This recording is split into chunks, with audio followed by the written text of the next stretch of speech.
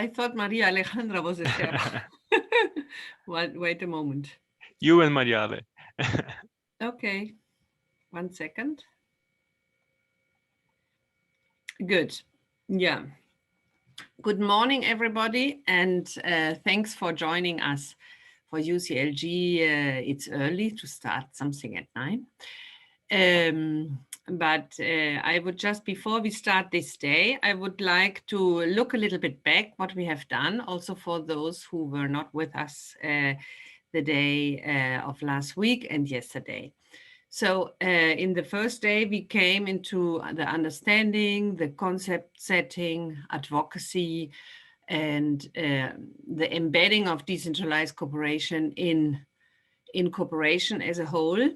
Then in the second day, we were looking into the system of networks around, so the support system of decentralized cooperation projects. We did a lot of exercises on looking into typologies, modality, alignment of SDGs, and we looked into a concrete project, and finally into funding. So this was a lot of theory. We mixed always with practice in the different games and interactive sessions. But what we could see, it is not that easy to really think through the lens of the SDG all the time. So it's even such, yesterday after trying the last game, we were thinking maybe to give the SDGs even a bigger role, because it is the SDGs should be more of a starting point than only an alignment point in the projects.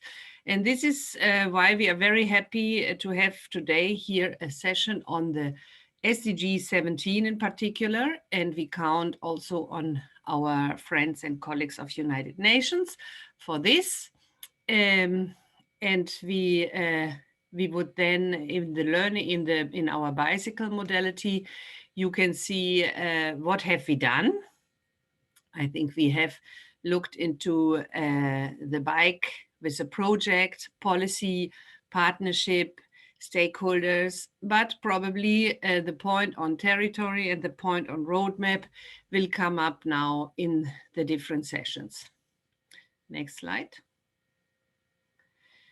Okay, so here, if we look in the chapters, when you see, we have been working chapter 1, chapter 2, chapter 3, chapter 4, and now we go into the 2 last chapters. So one chapter is dedicated on who are we working with, and we will emphasize in the SDG 17, because over the work on this module, we have been we noticed that the SDG 17 is probably one of the key SDGs, and that's why we are also preparing a video animation for SDG 17, because cooperation is about partnership, and SDG 17 is really a very useful SDG.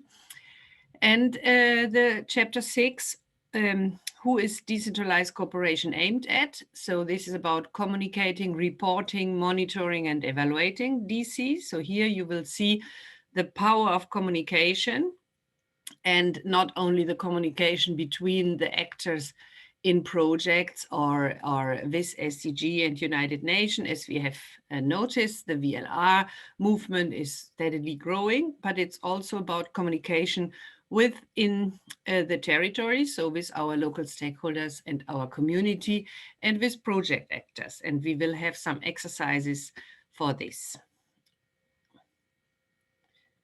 Okay, so now we go to the first, one second. We will now look into the first lecture. This lecture will be provided by Martino Miraglia. He is working at UN Habitat and also knows very well UNDP, and he has been with us in the first day. And thank you so much, Martino, for being with us Also, thank you last week for the Connective Cities workshop we did. And it's a pleasure to have your input now. Thank you, Sarah, and thank you, colleagues. Happy to be here and happy to see a full house. And I will be very quick, even though this is quite important. First, congratulations to Platforma and UCLG for putting this together. As UN Habitat, we are very proud and happy to be part of this and supporting this process. So I'm tasked with I will try to unpack this SDG 17, which is key for the work of the centralized cooperation and local and regional governments. Let's take a step back and think why SDG 17 is there. Now, we have learned from the Millennium Development Goals experience that a successful global agenda, no matter what it is, requires partnerships within governments, civil society, private sector, and all the stakeholders involved in advances to sustainability. These partnerships should be built around a shared vision and shared objectives in the case of the 2030 Agenda, planet, prosperity, and people, and should work along the vertical and horizontal axis connecting the global, the regional, the national, and the local levels of intervention. That is why SDG 17 is at the core of the 2030 Agenda, defining the modalities through which the other SDGs mainly should be implemented. No? SDG 17 refers to strengthening the means of implementation and revitalize the global partnership for sustainable development. It is further divided into 5 macro categories, 19 targets, and 25 indicators. We will see this a bit later. What is important about SDG 17 in our case is that partnerships are really at the core of this goal. We saw, and as you know already, you see in the previous chapter of the module that the traditional we are moving from the traditional one-to-one partnership to multi-stakeholder, multi-level partnerships involving different partners of different levels, sector, and to address key local issues and challenges. These multi-stakeholder partnerships are being essential to mobilize knowledge, technology, and also financial resources to implement the agenda. But why, in the specific, the SDG 17 is key for the local and regional governments and decentralized cooperation? Maybe if you can switch to the next slide, and we can look at the one click back. Yes, perfect. Thank you. So if we look at this, now this is really like the way we are unpacking SDG 17. The inner circle, the first one refers to the targets, the second one to the indicators.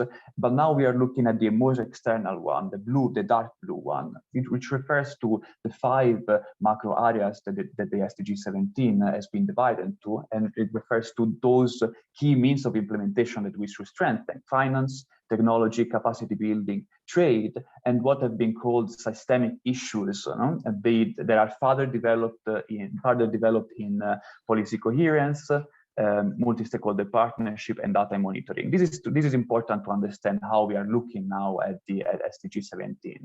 And as we know, this is key for the work of local regional governments because it is at the local level that we can create coherent policies to address the multiple challenges of reducing poverty and advance sustainable development. And we saw it for the COVID-19 crisis, where local and regional governments were the first responders to the emergency, but also at the center of those policies for recovery that came from the national level in order to respond to the needs of those communities. Local and regional governments are also ideally positioned to create multi-stakeholder partnerships involving public institutions, private sector, and civil society. With regards to finance, for example, the question of local tax and revenue generation is at the core of sustainability in this whole reflection of enhancing the endogenous resources of territories and countries. And finally, last but not least, as we all know, local and regional governments have been at the center of the international movement to advance the localization of the SDGs and widely recognized by the international community. I'm thinking, for example, to the success of the Local and Regional Governments Forum organized every year at the high-level political forum by UCLG, UNDP, UNDESA, and UN Habitat. But let's look a bit more into details of those targets that are really important for the decentralized cooperation. I'm not proceeding in order. These are just different targets from the different macro areas. But maybe if we can click one to the right again, because we are looking really at those that are key for decentralized cooperation. Let's look at indeed the target 14 that looks at enhanced policy coherence for sustainable development. So policy coherence is essential as a way to strengthen essential horizontally, but also vertically. And the decentralized cooperation can play an important role in this process. As we know, many decentralized cooperation initiatives are linked to policy learning, and a well-structured and designed decentralized cooperation process can really ensure the transfer of skills and expertise for the design of simple and effective and implementable policies. Some cities might be more skillful than others in doing so, and those can be the good and right candidates to offer insights and lessons learned to others to develop their own context-specific practices and policies. I'm jumping now to target 18 that is part of the systemic issue subgroup on data and monitoring, and that refers to the enhancement of availability of reliable data, which is closely linked to the question of policies, because as we know, in order to create policies, strategies, and initiatives that really responds to the needs of localities and of communities, we need data. We need to have evidence, we need to have information upon which our decisions are based. So the availability of reliable data is hence key to define those development policies. I mean, there are many examples. The example of the Brazilian Cadastro is quite important as a tool to provide services to municipal communities that was further shared with municipalities in Mozambique through the centralized cooperation. I also, Sarah mentioned also the DLR global movement that you have been talking about in the past days, which is clearly improving this data environment and also like innovative ways of sharing experiences between local and regional governments, specifically in the data and indicators kind of environment. Best experiences have been developed throughout the world in Malaysia, Bristol, and Los Angeles, for example. And once again, we see the centrality of partnerships also in this data component, because local and regional governments need forcefully to enhance this data environment to connect to the national statistical offices, but also to the other stakeholders at the territorial level that might have information and data available that is not ready and available to local and regional governments. Next, please. And on this partnership note, let's look at those core targets that really put partnership at the core of SDG 17, which are targets 16 and target 17. Target 16 refers to the need to share knowledge and expertise. And this is, of course, central for any decentralized cooperation initiative, as the sharing of knowledge is at the core of the nature of decentralized cooperation. We see that also the contemporary partnerships are characterized by mutual sharing, moving forward from the one-to-one bilateral partnerships. And over the last decade, the South-South and triangular cooperation modalities have emerged as strong ways to experience sharing and for experience sharing among local and regional governments. One good example is the partnership with the ILO, the International Labour Organization, and UCLG that are working to develop the capacity of local and regional governments on key issues such as employment, local economic development by fostering South-South and triangular cooperation.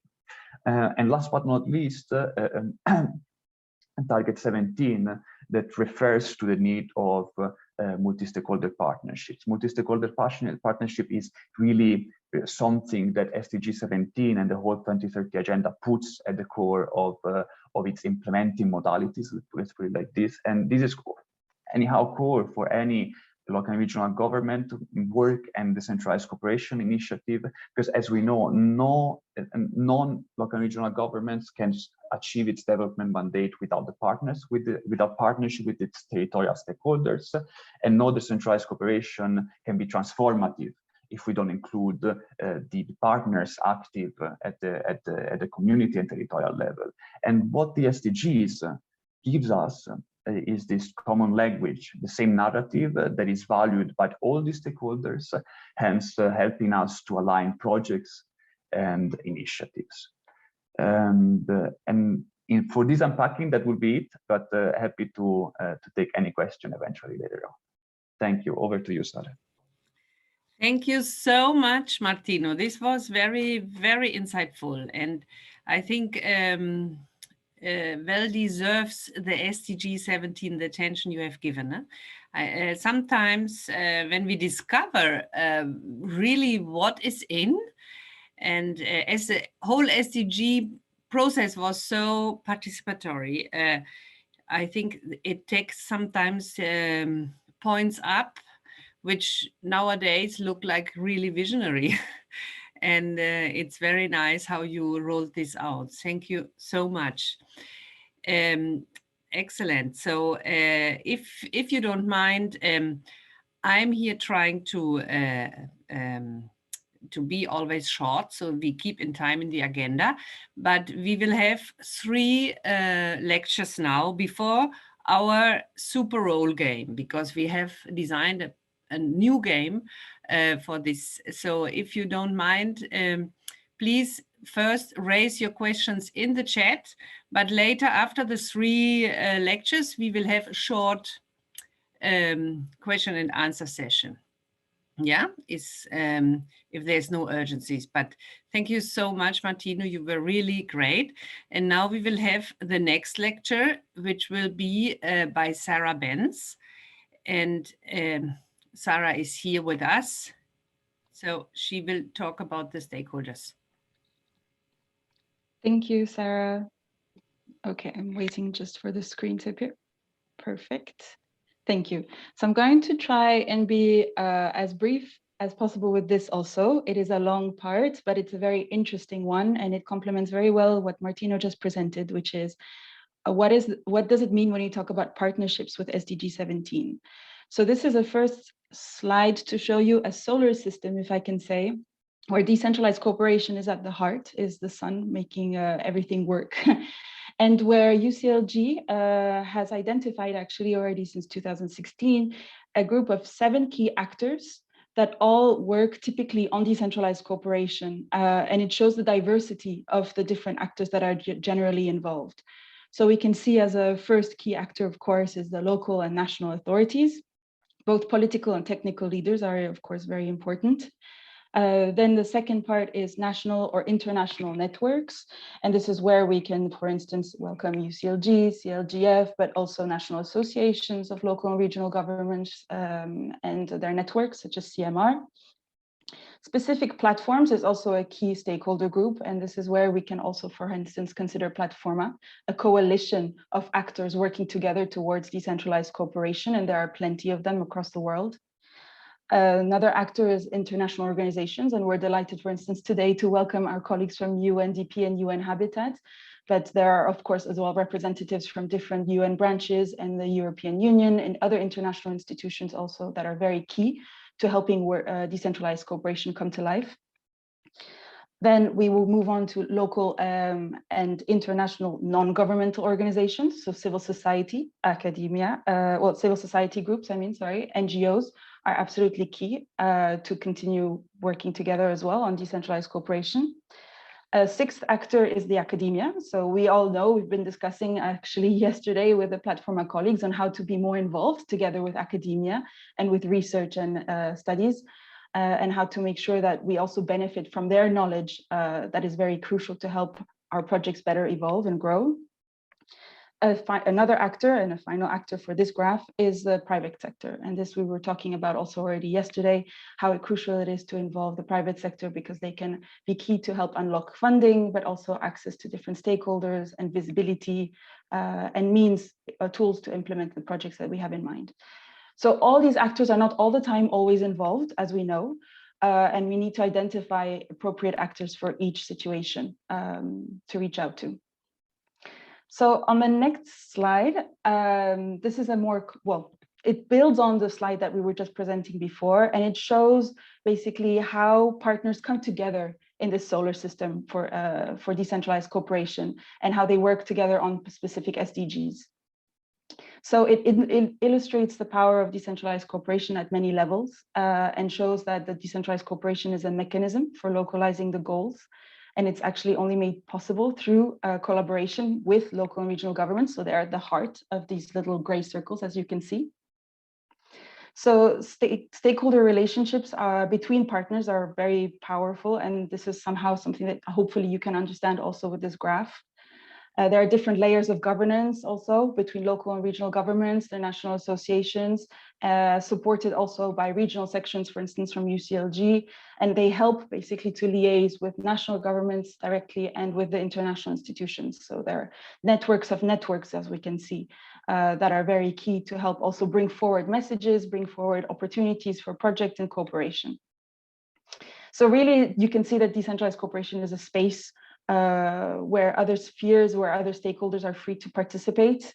And in many decentralized cooperation projects, organizations can act actually as trainers to support and provide additional support, operational support, linking local activities to the international process as well. So those are as well some of the roles that other stakeholders can play. So if we move to the next slide, this is where we're going to go more into detail on the 7 key actors that we were discussing before. So it's a mapping process, basically mobilizing different stakeholders, and we do this in our daily work. Actually, we are all very aware of these different actors, but it's good to remind ourselves what are their roles individually and then all together as well when we come to discuss decentralized cooperation linked with the 2030 agenda. So let's start with what is the most relevant to us, so the local and regional level. So we all know what local actors are responsible for, but we have to remind ourselves that they are really key in the context of implementing the 2030 agenda. They are key to actually ensure a strategic local approach that integrates all aspects of development. They are the closest link to the citizens also, and are key to help also liaise with different stakeholders, as we have seen in the previous graph, there in the center. They localize global challenges in terms of SDGs. They use politically based frameworks, so they have political buy-in, which is crucial as well to move forward. They can influence national policy, which is also very strategic to help reinforce the 2030 agenda. They mobilize their own resources, even though those are very often limited. They can help draft integrated local plans that align with the SDGs, monitor them, report back to them. So we've seen the VLR movement and now soon to be the VSR movement, where local positioning is key and very welcomed also at UN level. And they help challenge local stakeholders as well, other stakeholders, like I mentioned, they connect the dots with the different sectors, different stakeholders across the territory. So when we move now to the role of national associations of local and regional governments, which we are also quite familiar with, they also have a key role. They help support the work that I have just described from the local and regional governments.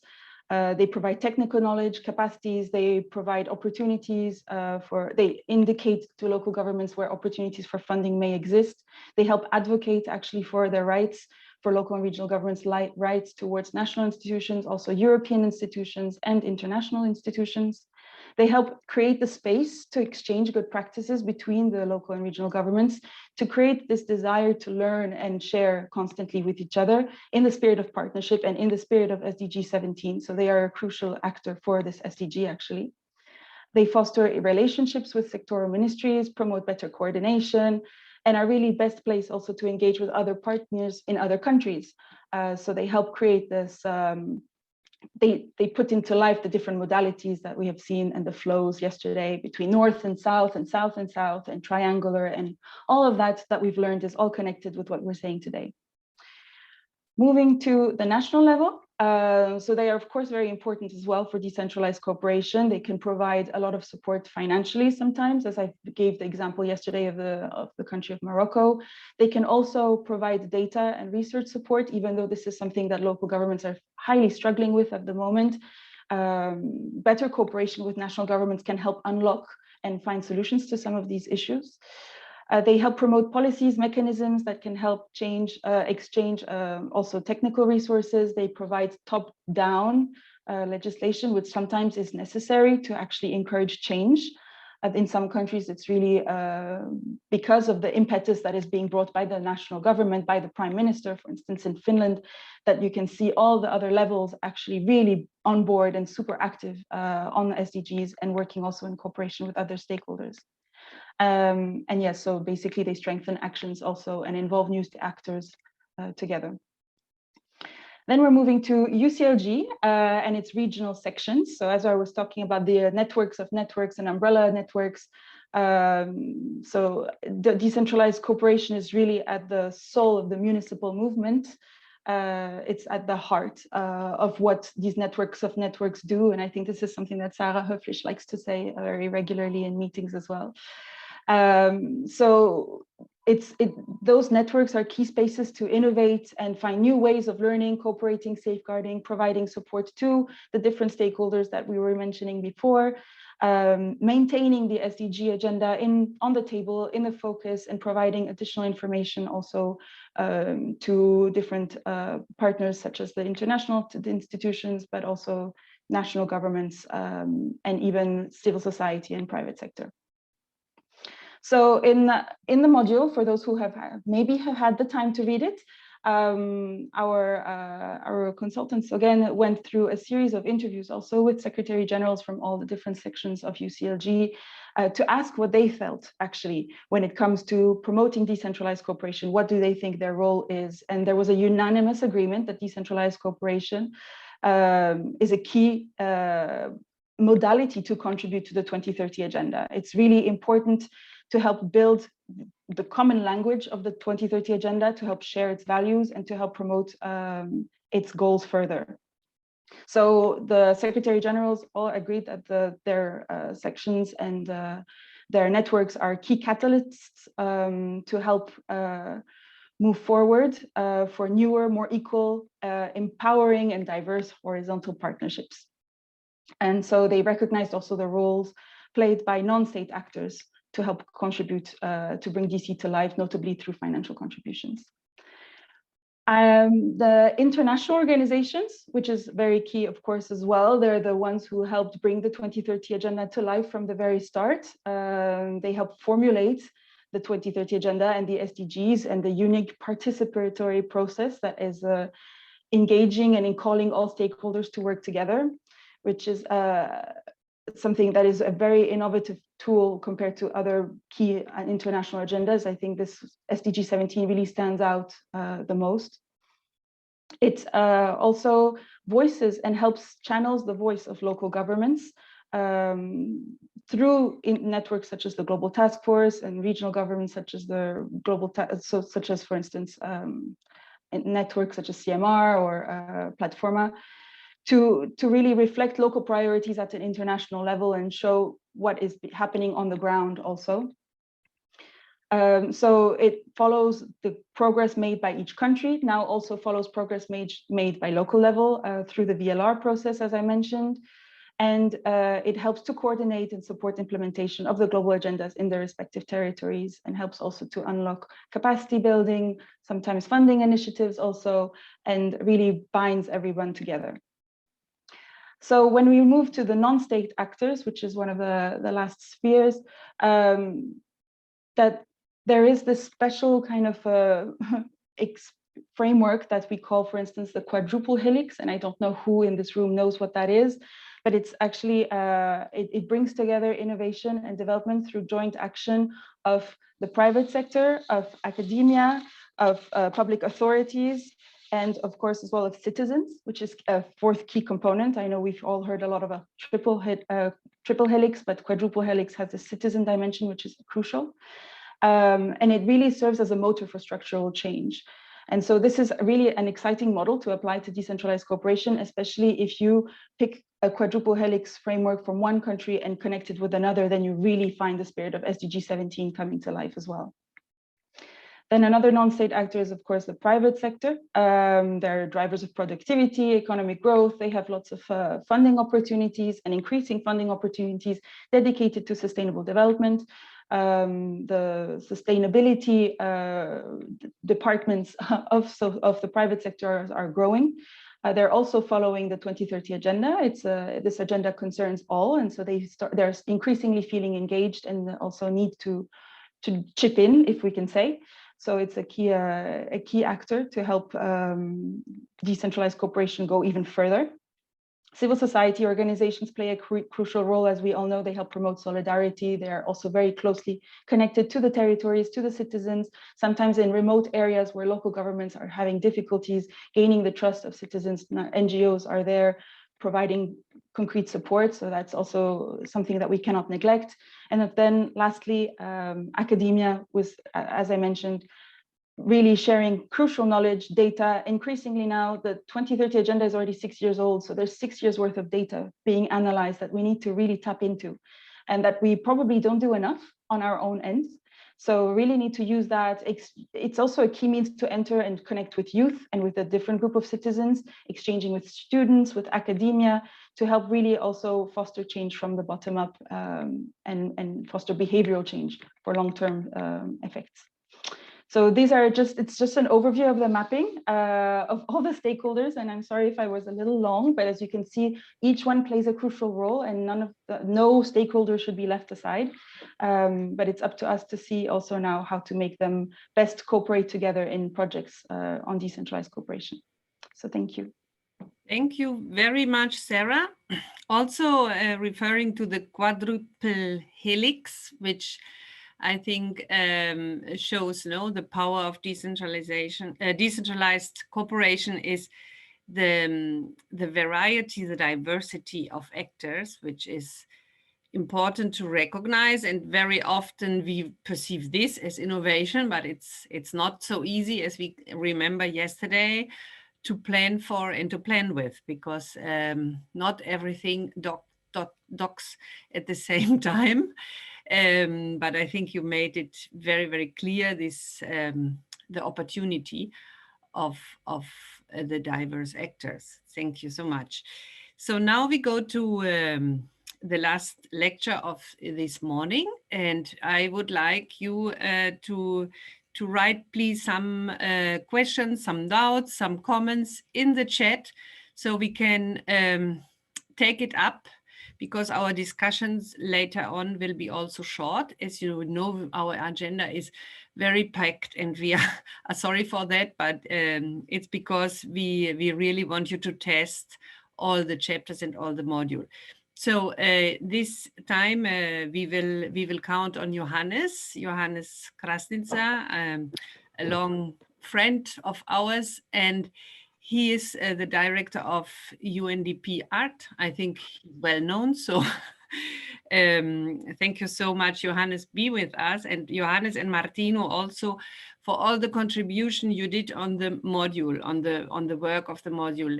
Actually, I think this is one of already the first modules we did in very close partnership with you, and we have learned a lot on the way, but also on the rollout, it has immense strength to do things together. So Johannes, thank you for being here and rounding it up.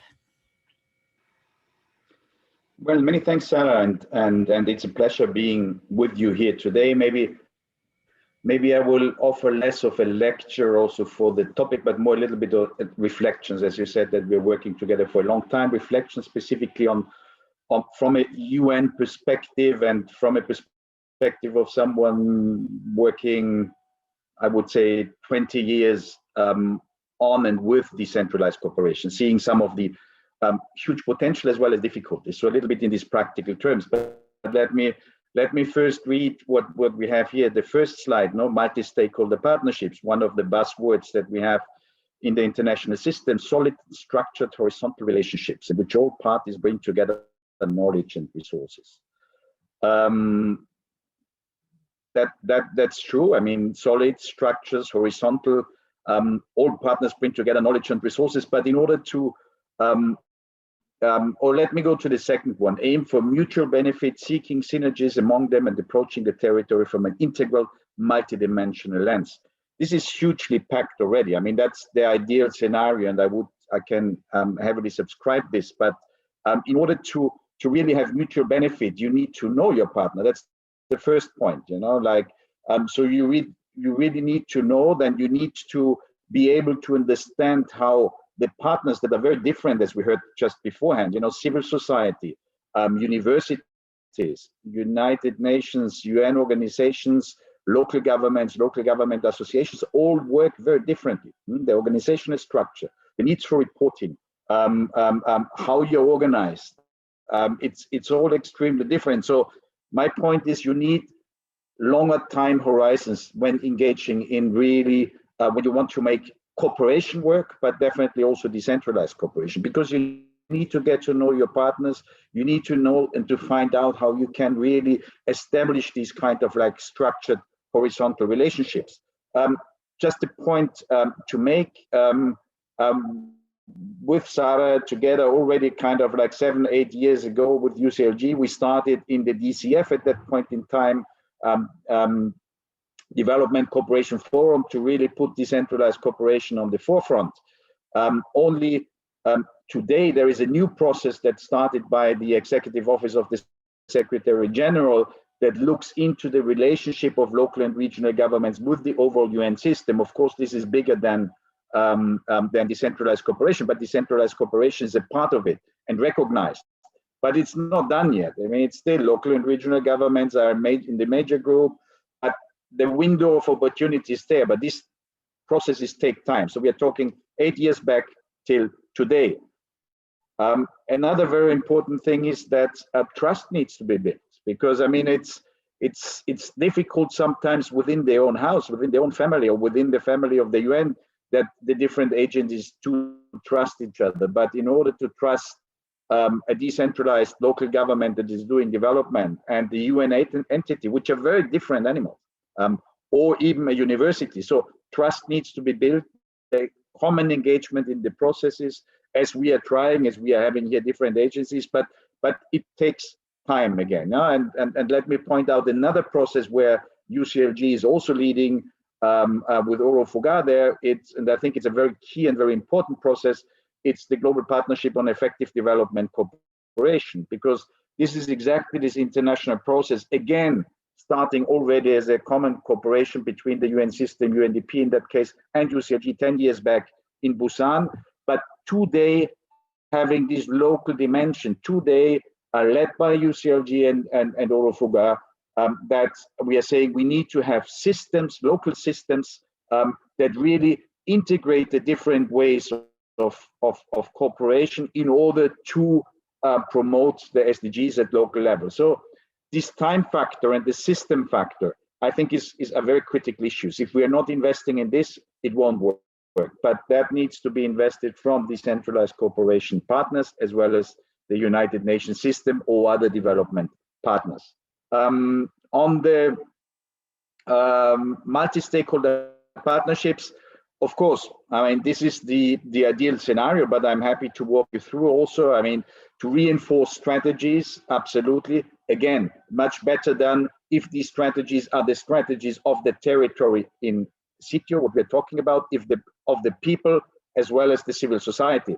And there comes the huge strengths of decentralized cooperation in, because decentralized cooperation actors normally don't differentiate. I mean, there are some, but normally don't differentiate between implementing the SDGs within their own territories, with their own institutions, with that knowledge in doing it at home, and seeing what it means to work together with university in our proper territory in order to advance the agenda, and then bringing this knowledge and these systems out to partners, exchange about it, and help them doing the same thing. So this closeness not only to people, but this closeness to its own territory and to the challenges that a territory is facing, and their leadership, local and regional governments are facing, together with the private sector and the civil society, is really key to reinforce and to inform strategies that other territories have.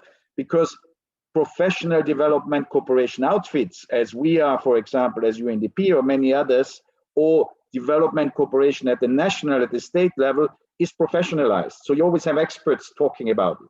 But there is a certain distance. I mean, we need experts. I don't think we don't need them, but it's a very different quality if we're talking about decentralized cooperation. Also, I think it's a very important point. Exactly, this knowledge and expertise is not an artificial knowledge, but it's the knowledge of really applying it within my own territory. These unique contributions of local stakeholders, I think that's what I was just referring to, and unlock the development potential of territories in their communities. I mean, this is now something, it can be done with isolated projects, and it will never be done with isolated projects. I'm not saying they have no right to exist, and I do know that many partners in different countries, for example, conceptualize decentralized cooperation still as twinning. I do think twinning has its right to exist and so on, but I think if we want to unlock the development potential of territories and their communities, we need to have all the different actors working together without a predominant position of the UN or the national government or even the local government, really working together to see how the different potentials can be activated. Specifically, for example, if we're talking about recovering in times of the pandemic, we need the private sector on board. We need the PMEs, the small and medium enterprises. We need their creativity, their innovation, but only together with the other actors. Enhance the capacity of local and regional governments, of course, extremely important, but even more effective, again, if we can talk about systems that would put the different actors that are engaged in capacity building together, that there would be a coordinated and harmonized system of capacity building in a territory where decentralized cooperation could play a key role.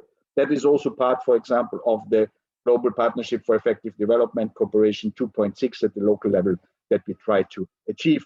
And the last point is a very good one, of course, promote the development of relations between territories. I think these relations go far beyond just development cooperation, but they do then talk about partnership, they do talk about the mutual understanding, about diplomacy between territories, which has been very strong and where UCLG had a strong role in the past. Can we go to the last slide, please?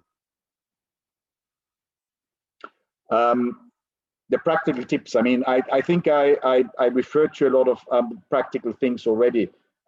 Actively enroll with organized fora, which I've mentioned, enlist the support of a university and research office.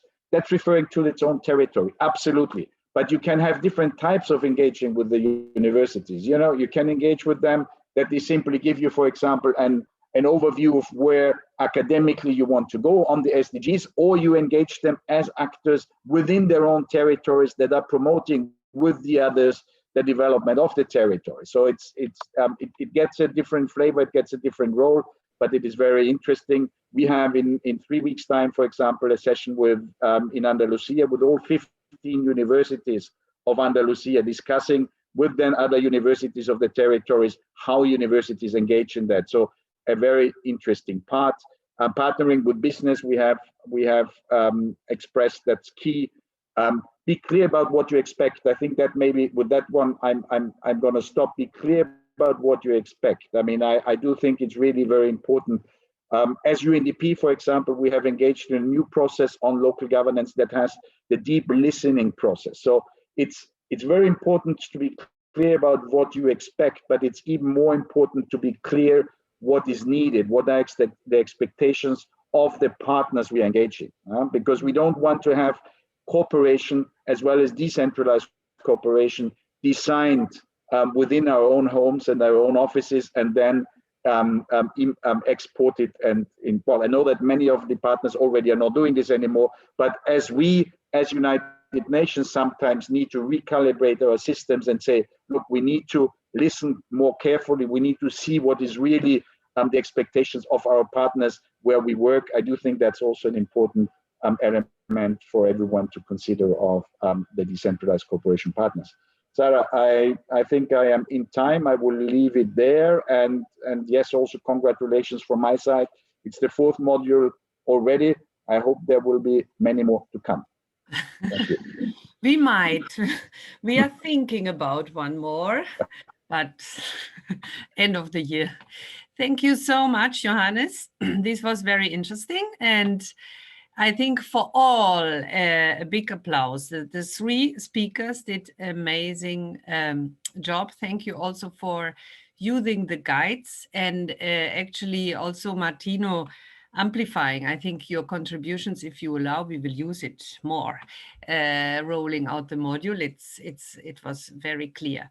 So if there are questions or comments, now we have, actually the time is now reduced, but we have 5 minutes.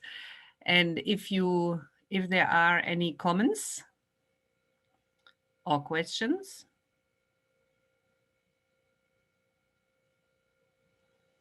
If not, I will do one. Actually, my doubt is when I look yesterday through our course and also now that the point is using the SDG as vision is not so easy. No, I mean, I notice in all our narrative, we talk about decentralized cooperation is great, is important, and it's bottom up. But starting a project using the SDG to detail what is the most important element I believe we need to address globally. This is, I think, not yet happening that much, including in our heads. So maybe for the speakers, do you think the modalities we have, not only decentralized cooperation, also other kinds of cooperation, academic research, the VLR, what is the most helpful element that we use the SDG really more to construct our visions for all the projects and activities? So this is what we would call when we look first at the SDG and then on how to get there. Martino, do you want to make a point on this? I'm not sure if I understood the question, I have to admit, Sarah. Can you? No, this is, I mean, when we come through the day of I think many points you have raised. Also now Johannes is on the strength of decentralized cooperation, on the weaknesses, on the problems. We have seen this yesterday when we were talking about change management, for example. But when we look at the projects, the usual project, the design of the project and the vision of the project, the first step, and the belief and the power is not yet really, it's not using the SDG at that moment. It's usually using an empathy point, a solidarity point, my personal interest on working on something. But how can we make the SDG more upfront in the beginning of the projects? Be strong. Yeah, do you get my point now? Yeah, sure, absolutely. Thank you for clarifying. Look, personally speaking, in my experience is that Johannes was talking a lot about time and the need to create, to take a bit our time in order to build those relations. So, and at the same time, SDGs are still in need of a bit of time to become completely mainstream. It is true that many decentralized cooperation partnerships and initiatives are not completely linked to the SDGs, at least at the beginning, and it's something that comes afterwards. But it's also true that especially through calls for proposals from the different donors and so on, the SDGs and the principles of the agenda are put at the center. Okay, so I would say that many incentives should come from us as international organizations, our donor organizations, our associations, in putting together initiatives or experiences such as this training to make the understanding of the SDGs a bit more central and understandable for everyone. But my perspective is quite positive in the sense that SDGs and implementation, personally, it was probably also a bias of my own work, but I haven't seen any project involving local and regional governments in the past 2-3 years that was not touching upon SDGs as an entry point or as an umbrella. So that would be my, let's say, positive view on that. Thank you. We take up the two more questions from Bella and Simone, and then give also the floor to Sarah and Johannes. Bella? Yes, good morning. Thank you very much for the very nice and interesting presentations. I have a question to Mr. Krasnitzer.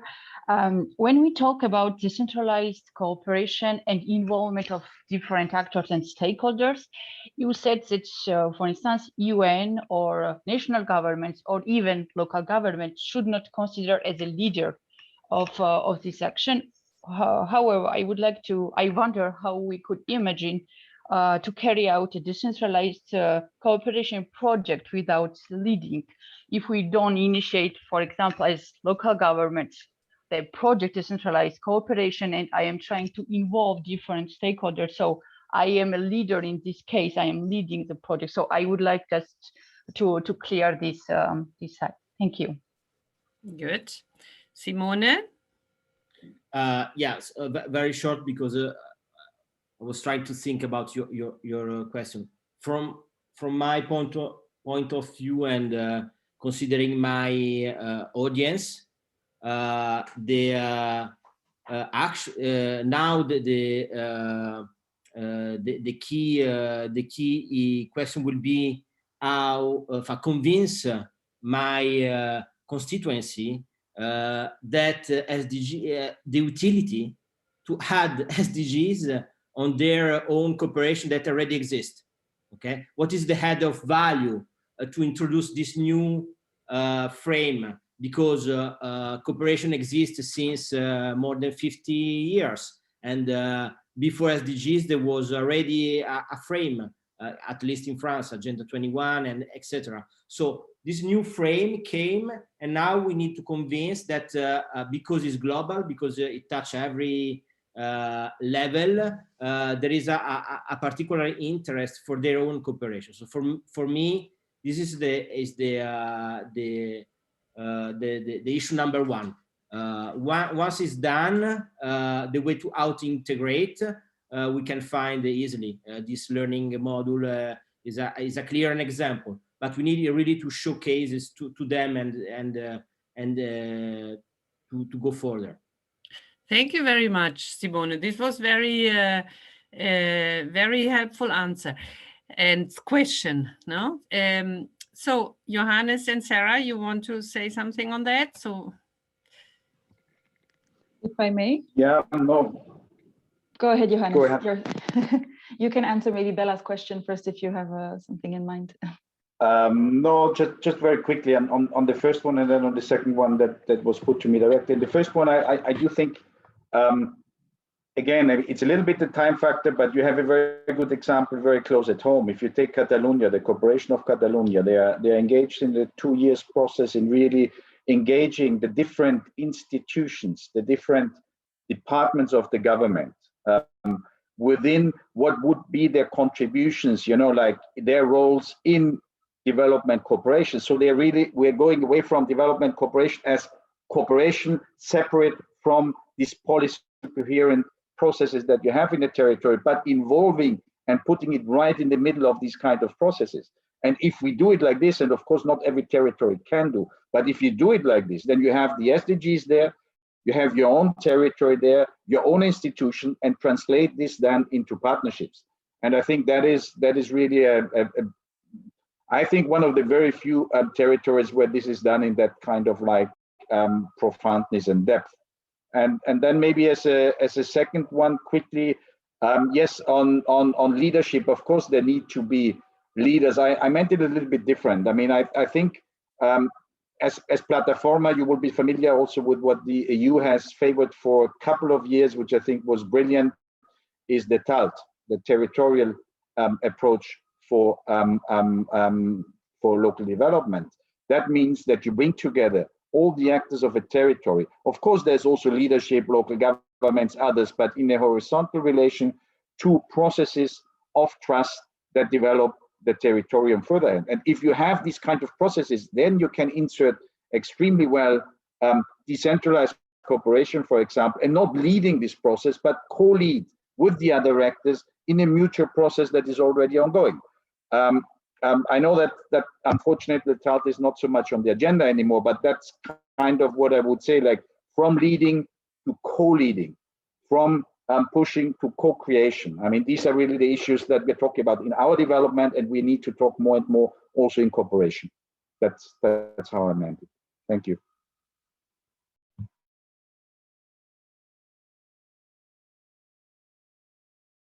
Sarah? Thank you. I'm just going to go back, I think, to your first question, Sarah, especially linked to SDG 17 and how to start with this SDG in a project and not add it later, as you were saying, if I understood well as well. The added value of SDG 17 is that it's not really one goal, it's several goals all together under one. It's really actually a framework. It has different steps, and as Martina was mentioning, it actually is representing all the means of implementation of all the other goals. And so if we start with that, with this blueprint to help guide different stakeholders who want to enter into a partnership and say, look, this is what we recommend, and this is a list, a kind of a checklist for you to look at, where you need to engage with different stakeholders, you need to put in place a monitoring system, a reporting system, you need to think of data, of innovation, different tools.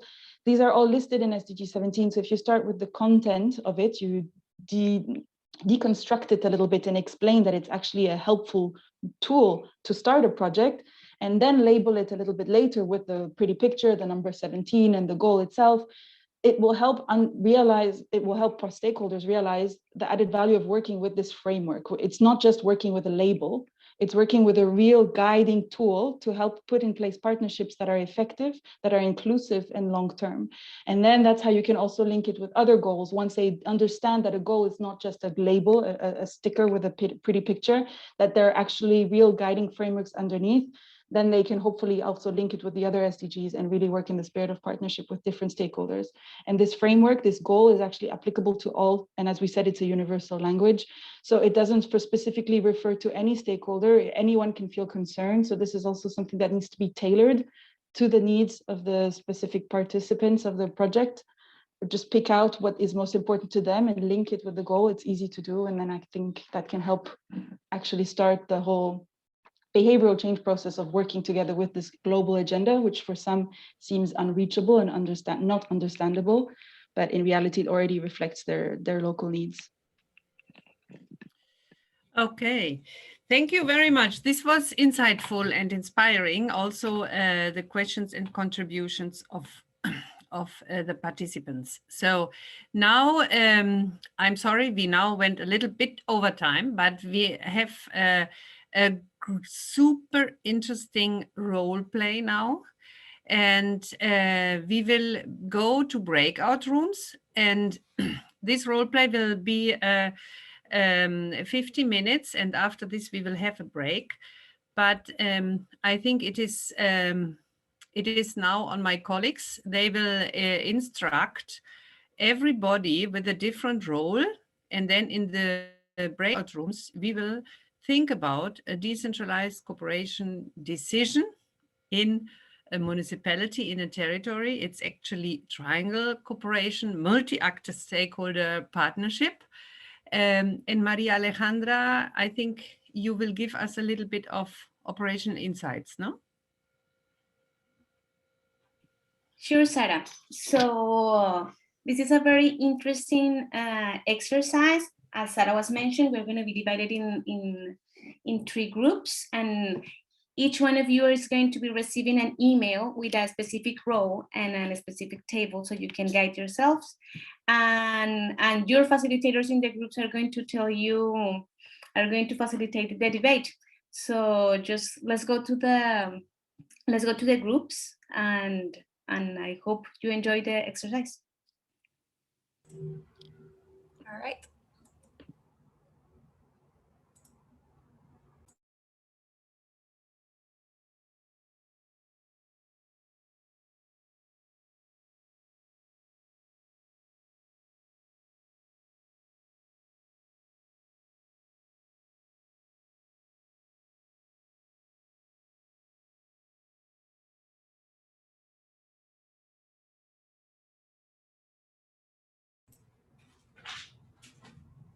Simone, have you joined your group?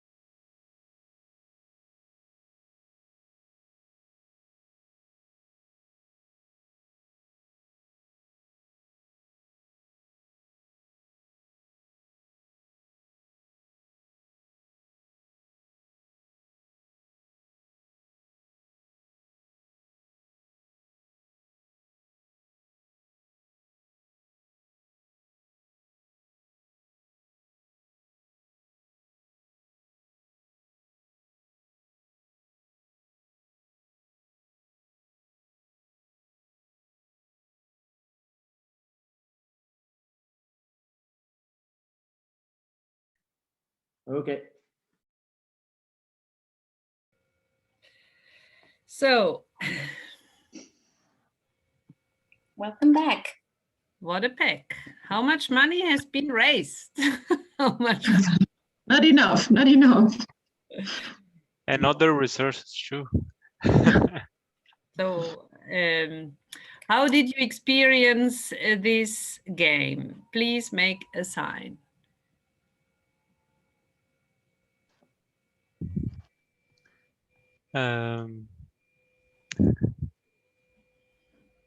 Okay, there's somebody who is really upset or is laughing. Ah, Lure, it's laughing, yeah? Good. Nobody is upset. We thought that maybe a civil society player could be upset, but it was not. No, Could it's all somebody good. of civil society just give an insight on the difficulty to find solution? There wasn't so much difficulty. I think they seem really open to involving civil society and our knowledge to have a more green and inclusive project. So it helped us find the good funding and the in-between for economic development. Blue Jane, did you enjoy your role? Yeah, of course, especially because I'm on behalf of civil society. Maybe I try to touch their needs and their priority, and try to create these linkages between something on the ground and between policy decision. Okay, who else was civil society? I was civil society in the ZIGZAG region, and I have to say that partners from the other continents, as well the partner from our country, was were looking forward to engage and work with us. So it was a very nice experience, and we will present the results of this fruitful exchange that we had. Excellent. Yeah, because as you had, everybody had a role, and the civil society had actually a limit, because they could only speak if keywords were coming up. And we were afraid that maybe there was one game where civil society couldn't take the floor because nobody talks about them. Thank you so much. Maybe we shortly compare the findings from each group. One person sum up what was your final decision, and there were tables to fill, so you can maybe show us very shortly the table, as the game was the same for each one. It's not needed to explain, but let's quickly go through the groups. So how was group 1 performing? Was it us, group 1? I'm not sure which one. Okay, it's you. Okay, so yeah, sorry, I'm not gonna, I don't have the table because I could not edit in PDF. So maybe the tip for the future is to send actually a Word document and not PDF.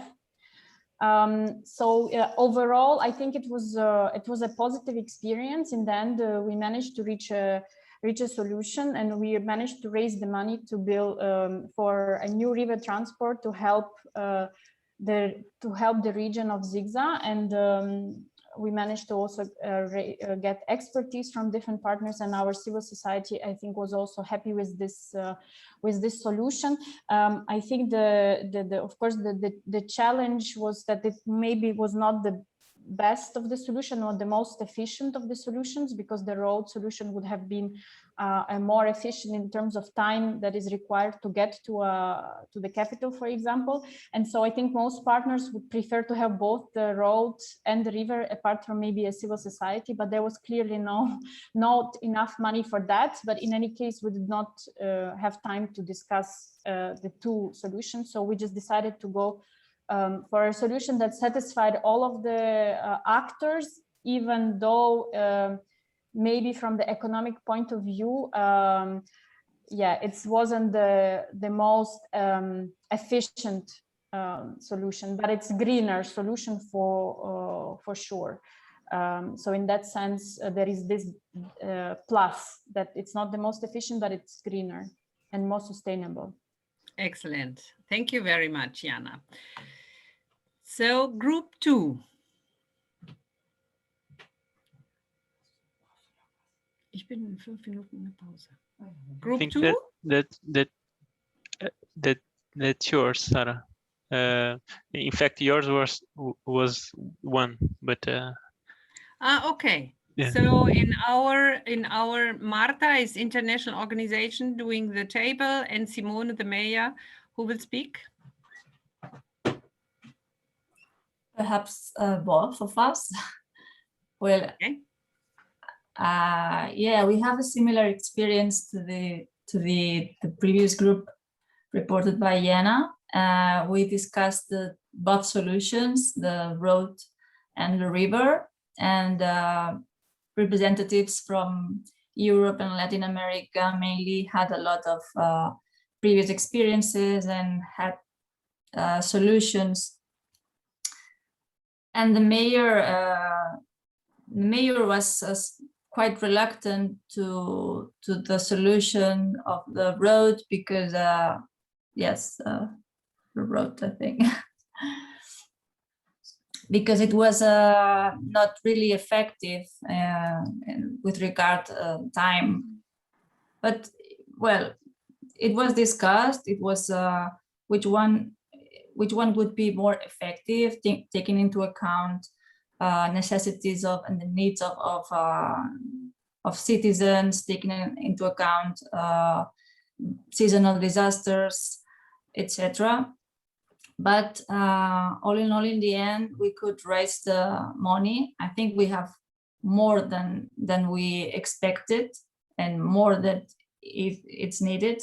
I wasn't successful to link explicitly a solution to a concrete SDG, so I would have to think if I can allocate part of my budget for SDGs related projects, but we will see.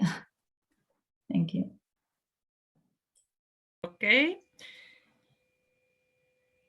Thank you. So if this was okay, or Simone, you want to do a half-minute statement?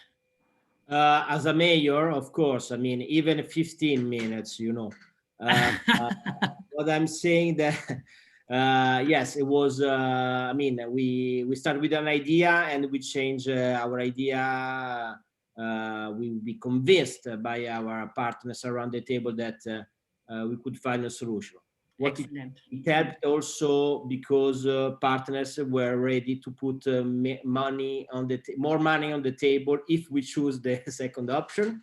So it's something that we need to, you know, to pay attention. At the same time, is a reality. So it's important to say that.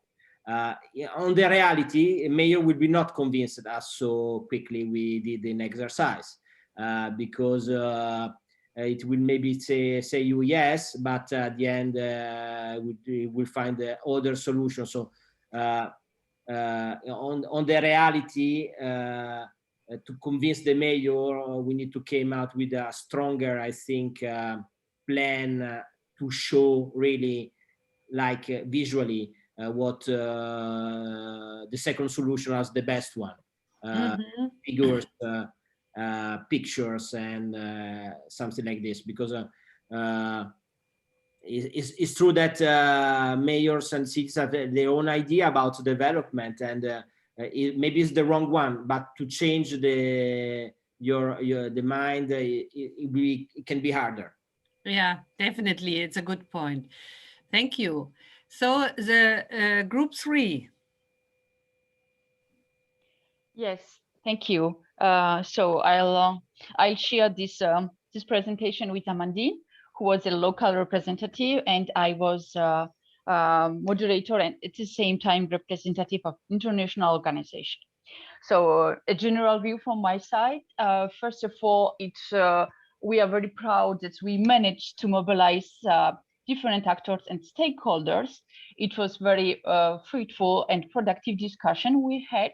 And we are proud also because I think that we managed to find a solution which is kind of win-win position. Why? Because we had CSO who was represented and who advocated a lot to focus on local employment, and it was not the case, for instance, from European side. They wanted to bring their infrastructure, but also they are very generous to offer a budget despite this local employment, local infrastructure, or their own infrastructure. In this case, the boats, and also to have this Latino experience and yes, to share with us, and they were very generous to bring the money on the table as well. So this solution, Amandine will explain just after. It gave us possibility, us as international organization, to invest more because we were focused and we identified 5 SDGs, additional budget, it means. So yes, I am happy, and thank you very much to my colleagues for this discussion. Amandine, the floor is yours. Thank you, and thank you for to moderate this discussion, Bella. This was important. So as a local government, I had a very strong concern. It's my citizens. I didn't want them to leave, so to leave the region, and I didn't want to put too much pressure on their shoulders financially. So we raised indeed 45,000 zigzag, in addition to the 30,000 we had to invest ourselves. So that was good. Thanks to the European and Latin American partners, we found a solution that is innovative and green, as we decided to bring, we decided, I still have to bring it to the council, to the government council for approval, of course, but we can bring this solution to build to upgrade the boats so that they can be quicker on the river and reach the capital within 1 hour. So thanks for your solutions, and thanks to the international organizations we can reach, and to the CSOs as well, we can touch upon a more inclusive and more coherent solution. So that's very, very good. If I may, just 2 notes after this. I fully agree with what Simone was saying about the exercise, and I also have a little reserve of on the way, the way the European and the Latin American governments had to sell their solutions. Like it was more about economic diplomacy and things that we know about central governance diplomacy. So to sell their enterprise, their know-how, etc., etc. And sometimes it's, it's good to just stay with the knowledge sharing and not forget the local employment, actually, and the local context, etc., etc. So that, I don't know if it makes sense, but thank you for the game. Makes a lot of sense. Yeah. Mm-hmm. Yeah. I think that is actually happening a lot. No? So you go for the solution where is funding and the promise, and not really the one you stand behind. That, but I think actually all 3 groups have done very well and enjoyed. And if you are okay, we will need now a break to grab a coffee, a cup of coffee, go for anything. At 11:10, we will be back, and we will have our last part of this wonderful training. So please come back. We will see you in 8 minutes time.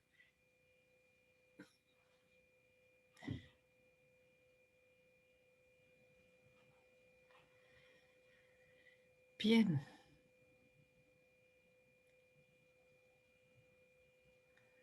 Fernando, bien. Bien, Sara. Estaba bien, ¿no? Super. See, like, I have to think about the rules. Like, but yes, it was good. Yeah. We can still fine tune something. I agree. Yeah. But it worked. I think it has improved. It was a little bit more difficult. Yeah. And the mayor's findings were very good. I did play the game before in one of the previous ones. I think it's a very, very good one. Yeah. I don't think it needs much tweaking. I think it shouldn't be ideal. It can remain realistic. That's the way the world works. That's the way the world works. Yeah, that's why it's good to listen to the mayors. No, they feel this, that they are overwhelmed, and Also that private sector part. But yeah, we can go through the roles, looking a little bit into. In our group, it went well. I think maybe the point on what the money, the alternatives. This is difficult, but that's probably in reality different, that you really look more enthusiastic on the numbers and then you simulate numbers, no? And actually here the people were very development oriented and argument. But that's why the private sector, we said, as a participant would probably say, okay, numbers, and why to decide? We need to look on the big money, no? I don't know. But it went well. Yeah, I think what I confirm. I think what is good in this game that it doesn't tell you use the SDGs. It really just takes the experience from the whole training to understand that now we need to play the SDG card. No? I think it's that's very instructing, and some teams do that, some teams don't. Yes. Some teams just look at the money and I mean they can find a solution, and even the boat solution is cheaper in the end if you do the calculations like in the module, but it's not evident in the beginning. No, I think it went well. You went to several, no, Maria Alejandra?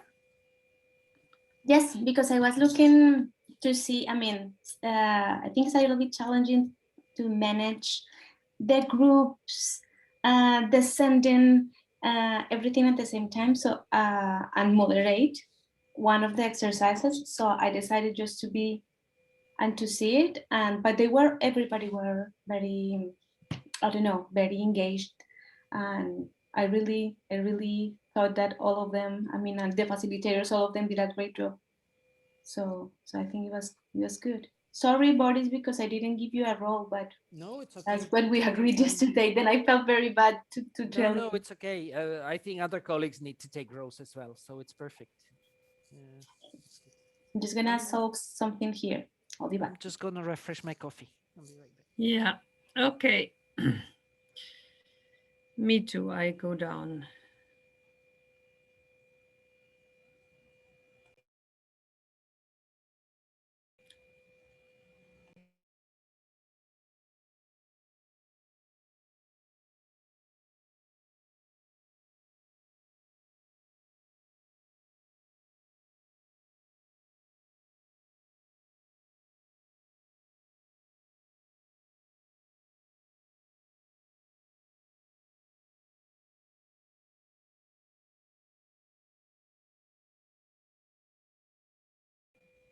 María Ale, ahora empiezas tú, ¿no? Directamente.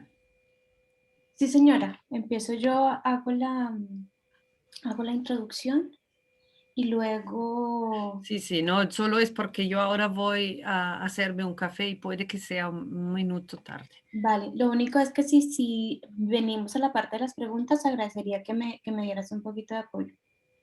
Porque si hacen preguntas de monitoreo y evaluación así como muy Sí.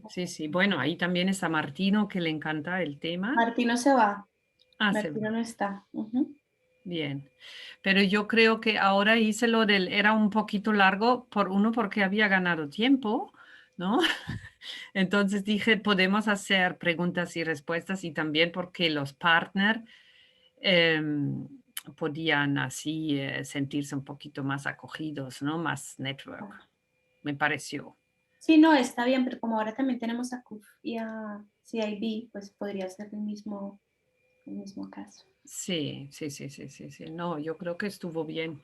Pues lástima, yo pensé que Johannes iba a hablar más de los SDG como un caballo de fuerza, ¿no? Ya.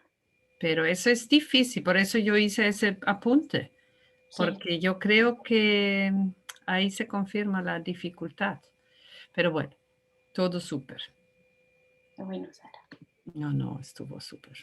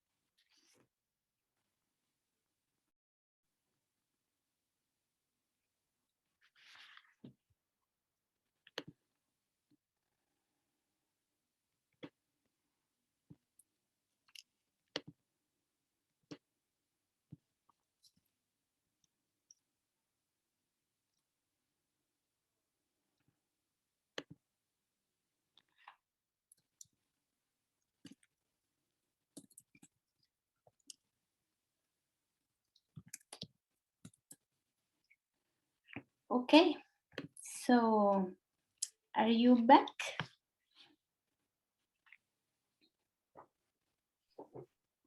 Hey, Fernando. Hola, Federico. Yes, we can. Yes, we can.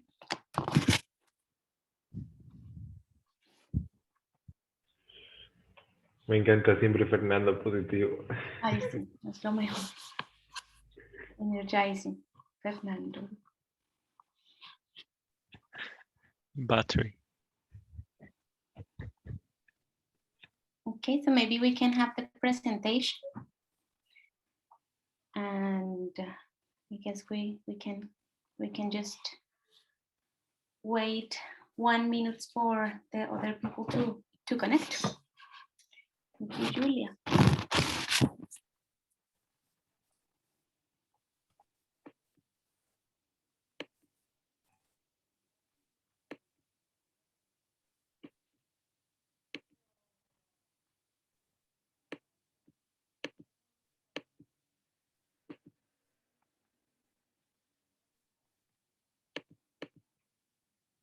Okay, so maybe I'm going to be starting. So this is the final chapter of the module, and we may know that when we are here, as the module is big, we can be a little bit tired, but this is one of the most important parts, because actually this chapter brings all the reflections that we have been doing regarding policies, regarding the way we plan our projects, regarding the way we relate with other stakeholders. So this is a very essential chapter, and most to talk about decentralized cooperation. So in order for us to see in the bicycle analogy, we have the honk here. This is the visibility of what we do. This is the communication, the reporting, the monitoring, and the evaluation. And we want that to have accountable and transparent, and for sure an impactful decentralized cooperation. So this is the analogy that we manage here in this part of the module. So I have like 3 things that I was thinking about when I was reflecting on this chapter, and the first part was regarding impact. We say that we have to have we aim to have decentralized cooperation that actually generates solid, strong impacts, right? But how do we see those impacts? How do we visualize those impacts? Do we do it through indicators? Do we do it through improve capacities? Do we do it through changing the development conditions of the people? So this impact is one of the concepts that I think is essential for this. The second concept that I was thinking is, and that is the title of the chapter, is who is DC aiming at? Who are we showing this impact to? Are we actually showing it just to donors? Are we actually showing to institutions, to our own institutions? Are we making partners part of the process? Are we actually involving citizens in the territories and in both territories? So that is the other concept. And the last concept that I wanted to bring here is trust. And we know that nowadays the trust in police actions can be challenged. So the concept of transparency, of accountability, of access to information, of inclusion, they come very handy and they are very needed. So DC, local and regional governments working with DC, our self-development workers, we are called by donors, by facilitators, by institutions to be effective, to do better public policy, but we mainly now are be calling by citizens to have a different responsibility to move forward and actually to implement different kind of policies that have tangible and measurable results. And with all these conversations we have been having regarding the agenda, these results and these public policies will have to be seen through the sustainable development lens. So this brings us back to the whole thing that we talked in the beginning, right? About the principles of decentralized cooperation: trust, solidarity, horizontality, participation. So this communication, this reporting, this idea of the monitoring and evaluation have to bring us back to this kind of, with these principles that with these discussions. So if we can pass to the next slide, please. So, and as all the public policies, for sure, decentralized cooperation has to have some key elements of some key mechanisms. We have monitoring and evaluation, which should be based on verifiable indicators and constructed with public information sources. And we can also have communication and reporting, thinking about the right for access to information, the right for participation, and also the right for inclusion. So this is why we present this framework. It is not just about reporting, it is not just about evaluation, it's about communicating, reporting, monitoring, and evaluation. That is what we want to bring. It could be complex a little bit, it could be challenging, for example, in the cases that local governments are not well funded, but we truly recommend that if the local governments are going to be applying this framework, to do it in the simplest way and to do it actually in the easiest way. So we need to have, we need to have an idea of what is the value of this process, this communication, reporting, monitoring, and evaluation process, and why it's good, not just for the communities, but as we were saying, to attaching and to demonstrating the contributions that we are doing towards the SDGs.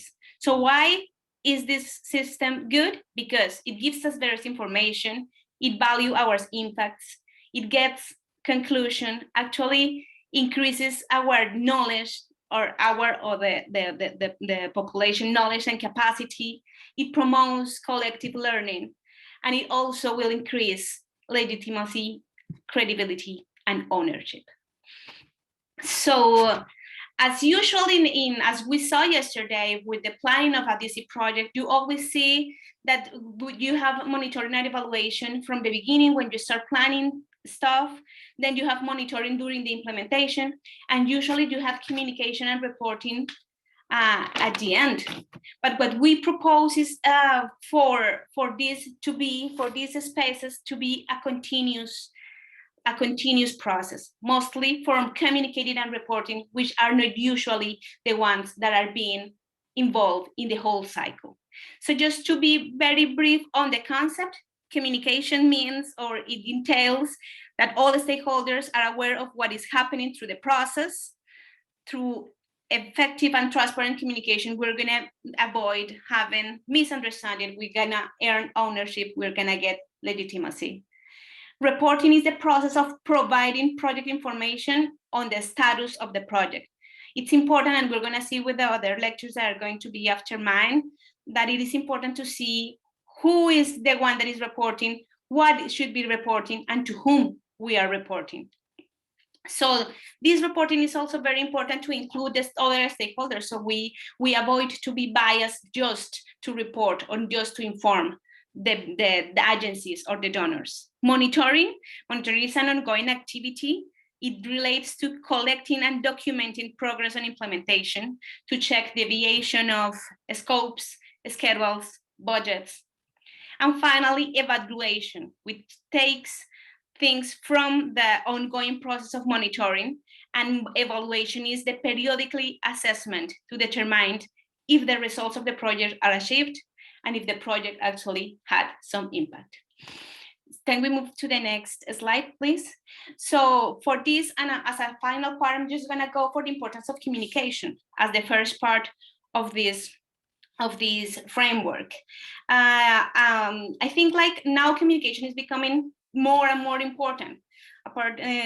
Apparently, citizens' valoration of public performance is kind of linked to the way institutions communicate. So there are people that says that you can govern well. To govern well, you have to do well, but you also have to communicate what you do in a good way. So I know, and because of the work that we did, that regarding DC and some of the experiences of the interviews that we did, it was that some of the big challenges for the local governments and local government associations regarding decentralized cooperation, one was for them to explain to the public what were the benefits of the international policy that they were having, the international action, and for sure to explain to the public what was good about, or why were they working in decentralized cooperation.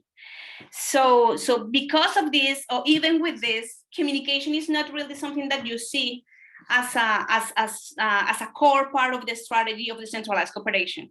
Usually come as external at the end of the process and tend really to be improvised.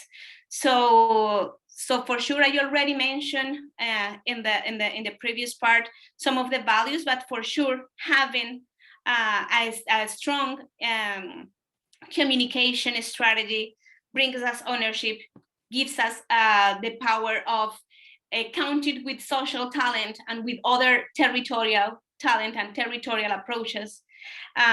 Also can give us a good contribution to actually mobilize knowledge, mobilize what we do. So that's why we believe it's important. So for these just small elements on the communication and why we believe is a key element for sustainable development. First, if you want the communications to be strategic, it should be transversal and it should be strategic. With this is what I mean, is what I mentioned before, it should be in the whole cycle of the DC process. It should be planned, it should be allocated with resources, it should be allocated with human resources, financial resources. It also be institutionalized. It shouldn't be something that is outside and that is sudden. It should be transparent. It should come with the thing of access to information, of participation. It should be inclusive. Not all people and all targets get the message in the same way. So we should be thinking about open it up. It should be flexible for sure. It should be proactive so we can act to changes. It should be understood at own. And with this, I mean also the challenges that if the local government cannot explain the decentralized cooperation strategy to their own people, it would be very difficult for them to explain it outside, to explain it to either to the donors, but mostly to the citizens. And finally, it should be updated and it should be responsive. If we open channels of communication, we should be able to respond to what we get. So for this part, this is the part of the lecture. And now we're gonna pass to Stan Amber from CIB, which is going to tell us about the importance of reporting. Stan? Yes, thank you. Yeah, just to start with, I think it has been a great last day of this 3-day ToT. I really enjoyed it. Also the exercise, really trying to sincerely find the best solution for a network of partners. It's a nice exercise and it feels good. It's inspiring, I think. Still regret I couldn't join the first day. But yeah, indeed. So the importance of effective reporting. I think Maria Alejandra, you already mentioned, I think, quite a few of the core things why reporting is important. But let me just try to share a bit more information on this. I think a few of the key questions can be seen in the screen. Of course, they can also be found in the module, of course. I think the core concept here is, or the core lesson is to really think through the process of reporting, or the concept of reporting. So why are you doing it? To who are you reporting to? What's the true thing you would like to show? I think at the end, it's in addition to M&E and the continuously monitoring and measuring of results. I think with effective reporting, you can really show the value of the things you're doing with the partners you're working with, and for who you're implementing the project or program for. I think there's great potential, and I think that's really where you can showcase the results. Of course, fueling into learning from your program to improve, also to advocate. And I think especially with regard to the SDGs, I think we can really show the benefit in effective reporting by using the SDGs. At the same time, I think it is an angle which is still to be further explored. I think more and more donors express their interest and preference of including the SDGs also in the project design, but also in reporting. But I think there's also still a lot of space. It should happen more, I think. I just had to think also on the high-level dialogue in December. Last December, CIB organized with the donor community and with the Secretary General, Emilia Seis, who was also there. And I think those moments are really important to make sure that we show the advantages of using the SDGs in development cooperation and also in the reporting. I just was in contact with Rolf Swart, which is one of the business unit managers of VNG International. And he just had a meeting with the Netherlands Ministry of Foreign Affairs. And they were specifically interested in M&E, but also reporting with the use of the SDGs. So I think there's a lot happening there. And just because I always think that will be very short, but I'm just talking a lot. Just a few key points, I think, which I think are really well described in the module. I think the central transformative promise of the 2030 agenda, so leave no one and no place behind, is also really core to good reporting and thinking through good reporting while taking these questions you see in front of you, keeping them in mind. So simple but inclusive process that ensures that no one is left behind. I think that's really important. And that's also what makes you report in a way which truly shows value and goes beyond just donor requirements and really shows the value. And I think that quite naturally will help to advocate and learn better. So really think of the diversity and variety of actors that are involved. I think also building a bit forth of the multi-stakeholder approach that was mentioned before today. And I think maybe to conclude a bit with, there's a lot of more information in the module on this, but just for now, I think it's critical to try to look behind just the sake of your project and your moment in the project cycle and reporting on that. I think it's important to combine those reporting efforts through CIB, through Platforma, through us, UCLG, but I think also the efforts, for example, of the voluntary subnational reviews. I think it should all fuel into to those levels as well, up into the global level, into the multilateral system, because I think that will strengthen our joint message and shows the value that we're bringing as local governments within the sector of DC. So that's something I think is super important and will eventually also lead to a real effective reporting, of which I think a few of the core things were already mentioned by Maria Alejandra. So yeah, I think also from CIB we're quite heavily involved with the goal team also on the reporting process. Of course, not per se 100% linked or connected to DC, but I think it's really interesting to try and find synergies there to see if the one can fuel into the other as well. Although the angle is a bit different there, but we'll be very willing to keep tracking this opportunity. And I think also the inspiring exercises we've been doing would be super interesting to see what would be possible in yeah, in the course of this year to maybe organize something together. I think there's great value to further explore. And here indeed also some practical tips for reporting. But I think I'll just leave it with this. Thank you.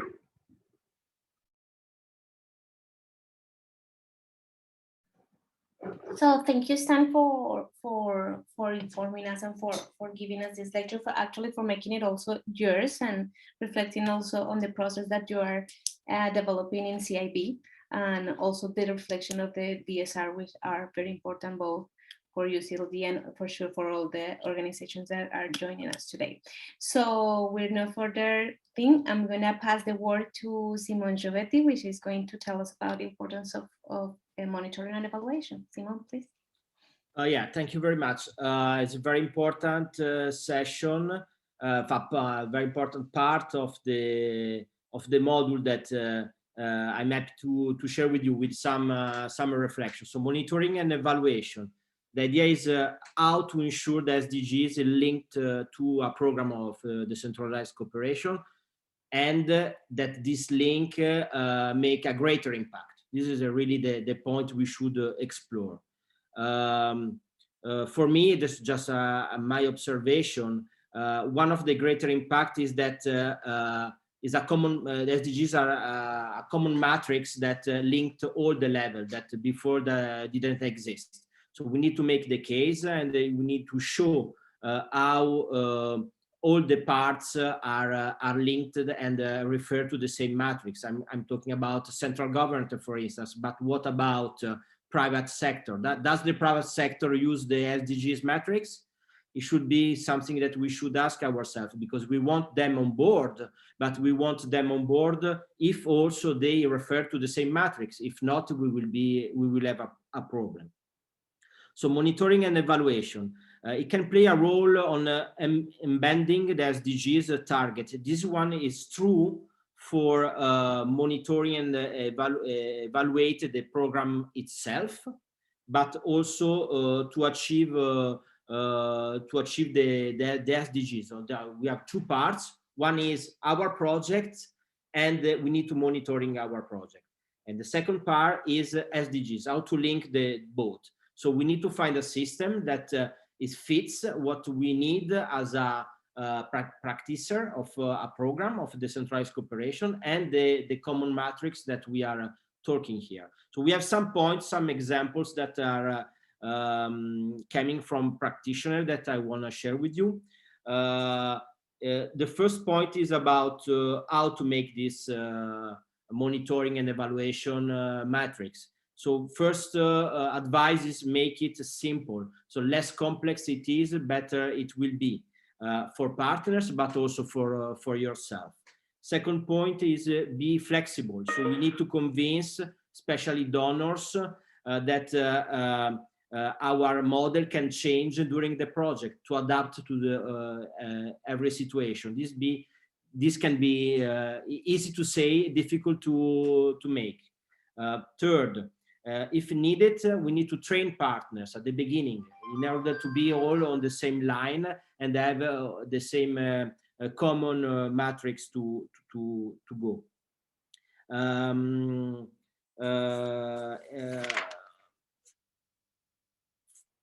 Again, we need not to make a separate process between the management system that we should have as a practitioner and the SDG system. So we need to align the two models to make only one. University can be a great partner on that. Is not always the case to associate that, for my experience on the program, because it's a constituency that we don't know so well, and the local authorities particularly don't use to put on board, but it's an advice that came out, so it's important to take it into account. And finally, knowing that monitoring and evaluation for me is the most important things, is a DNA of the program, should be the DNA of the program itself. And if it's the case, this will avoid disempowering the process. Another important thing is that monitoring and evaluation should be think and finalized at the very early stage on the conceptualization of the project. It's something that we normally don't do. So it's something that we should keep it in mind. If it is done at the end, or if it's completely externalized, that it's happened often, it will not give the results we are expected. If we do that at the early stage, at the during the conceptualization of the program, it will help to identify SDGs and the targets. This is the point. So we have a major issue here, that is the fact that a project that already run with are more difficult to orientate to SDGs. Projects that are not yet done, that need to be built, the exercise will be easier.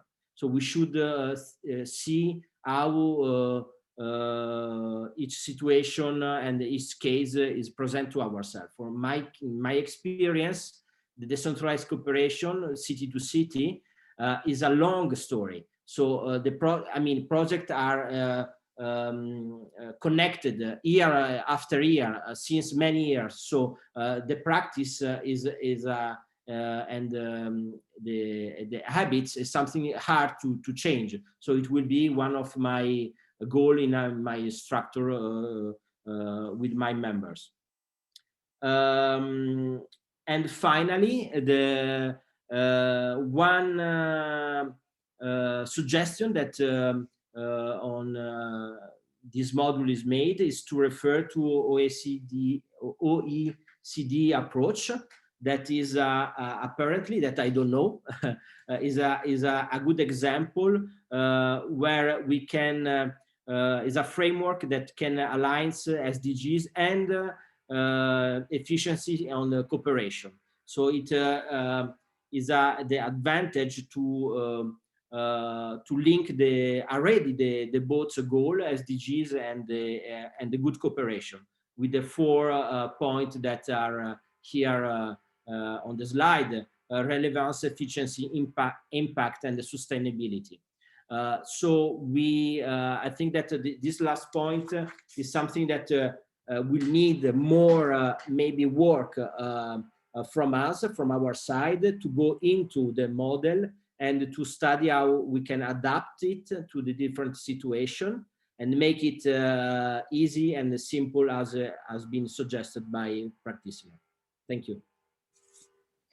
Thank you, Simone, and also thank you for sticking to the notes, but making it yours. Actually, one of the COOP has been very involved in the whole process of the module, and I believe they are doing a pilot themselves. So we actually went back and forwards, and actually one of the reasons also for us to explore more regarding communication was one of the questions that you did, Simone, in one of the times we talked regarding the possibilities of having people who not just focuses on monitoring and evaluation, but looking forward to communicating better.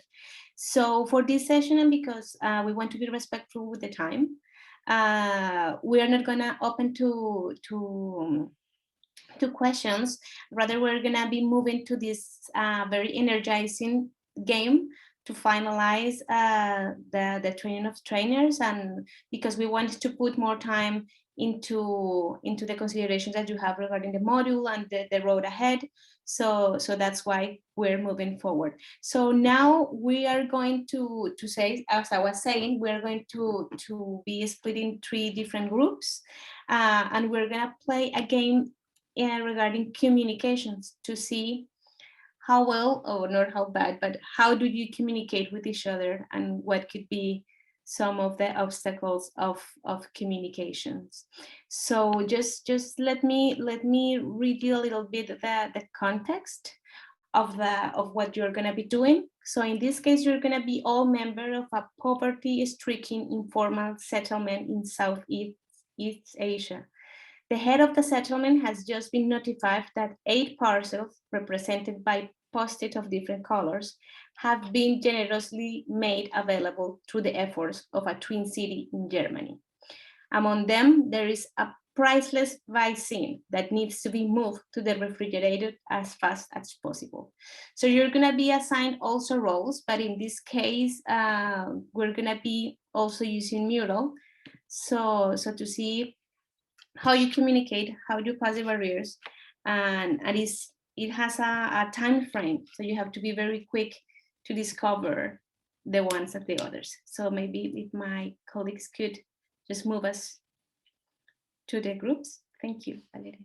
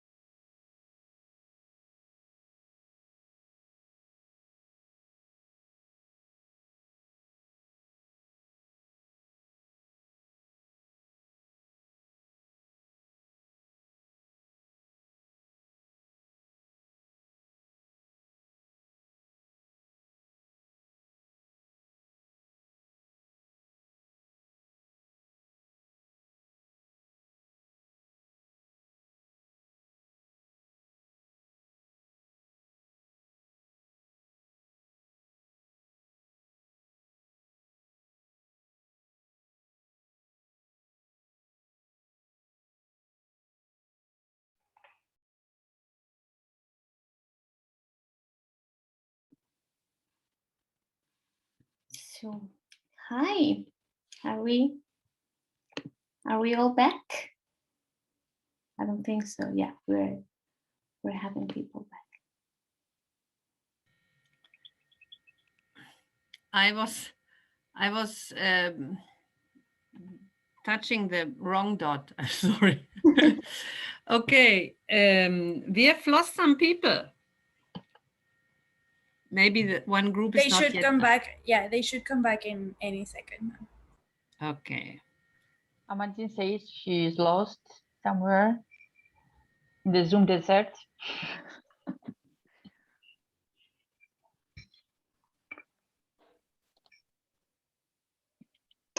People are just leaving room 2. Okay, did everybody manage to get the vaccine in the fridge? And we're just in time. I think we only had 30 seconds left. So it was a close call, but we managed. Yeah. Okay, wonderful. No, thank you. This was, I mean, actually, as we are 10 minutes late, we were just discussing internally, should we maybe skip this? But I think it's a fun exercise. I'm very happy you made it because it speaks itself. No, communication is not an obvious task, and it's not I speak, you listen. So without further going into this, I think you all enjoyed. I see your faces are smiling. We now go to the last part.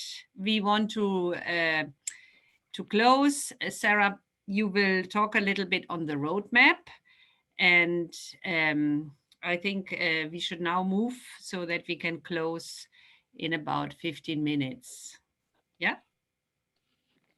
Yes, thank you. So yeah, first of all, thank you to all for joining us for these 3 days of intense, collaborative, interactive, and very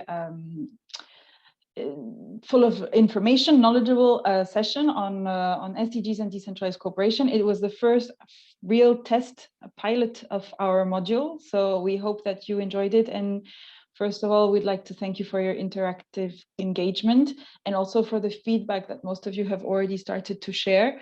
Don't hesitate to continue doing so.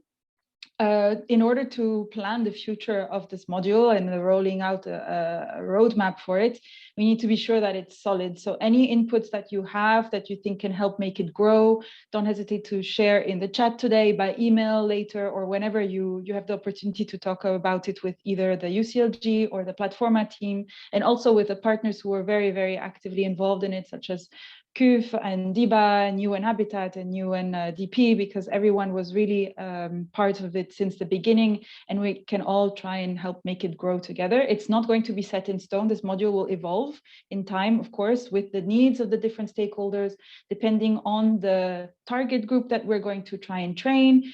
So you are all technically going to be considered as trainers as of today.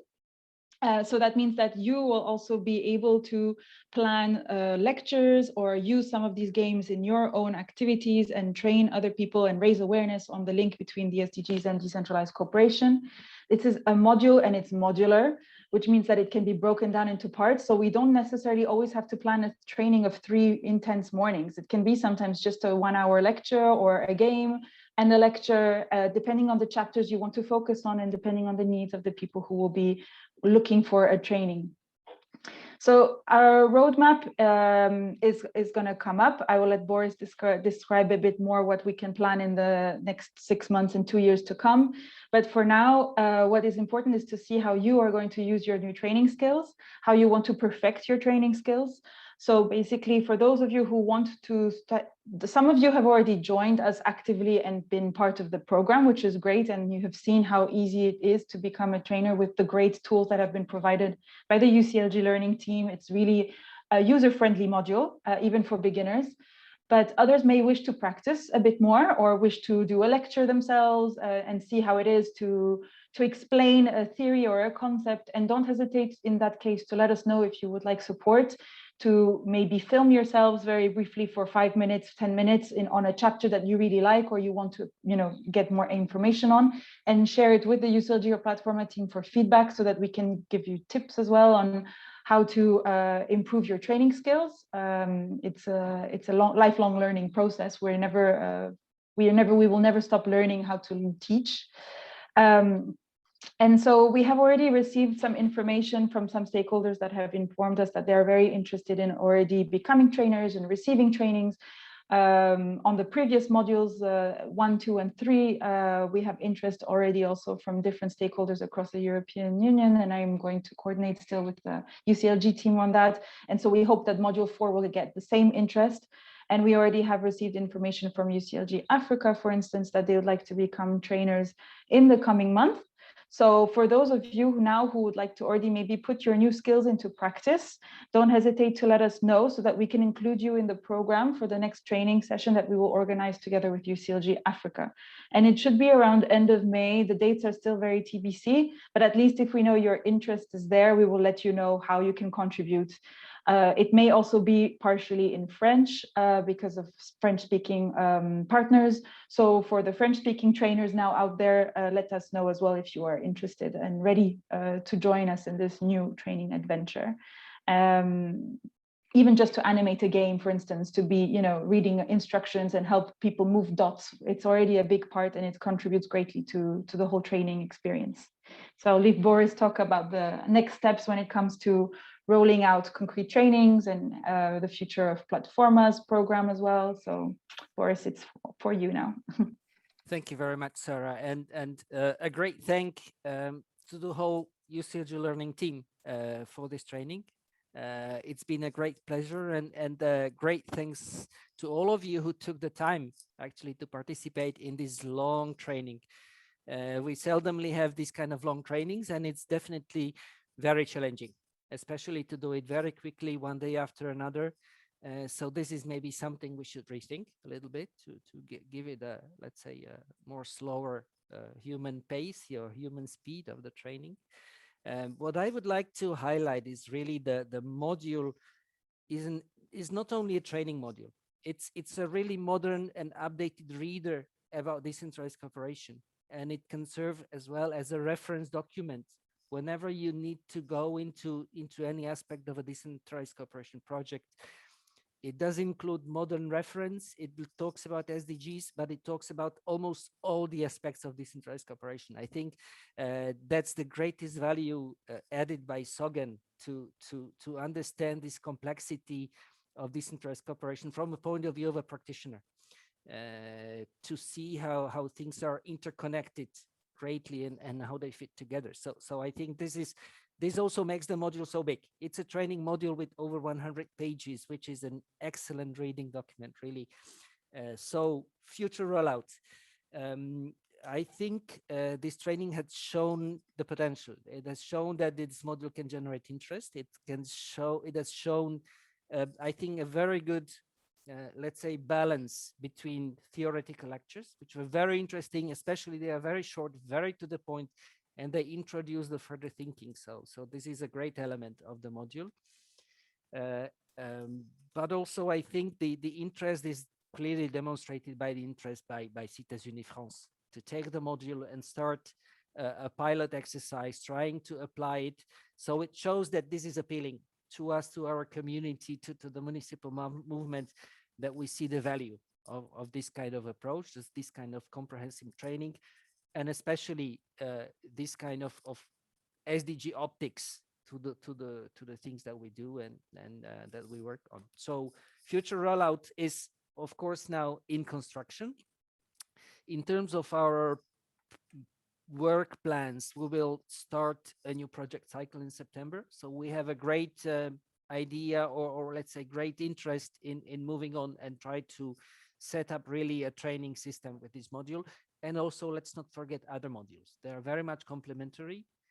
The training modules on SDGs about localization, about voluntary reviews, about monitoring, about reporting, come together very, very well as a let's say a training curriculum about local government, about SDGs, about the modern things we all speak about, but they are very well written on paper. So we would like to continue with the training. We will try to see with UCLG how we can set up a follow-up training, I would even dare to say program, together, so that we can attract lots of participants and use the module very effectively in the coming years. It would be very interesting to see how this training will be reflected in the work of États-Unis France. We're very much excited what you will do with I think it's Département de Aude in France, who look into this training and see how can they transform their decentralized cooperation in light of this module or this approach. So it will be really the flagship. It will be for us really the test bed to see how this works, and we will have to work with you a lot to discuss what worked, what didn't work, and how we can make it more adapted to the reality in different countries. Reality in France could be different from reality in Spain or Latin America or South Africa. So this will be probably a challenge, this adaptation part, not to just take it, even if the module is ready. You can take it and use it, but the adaptation is the added value. And I think we've seen with all the speakers who added their personal touch to the presentation, and that is very much enriching.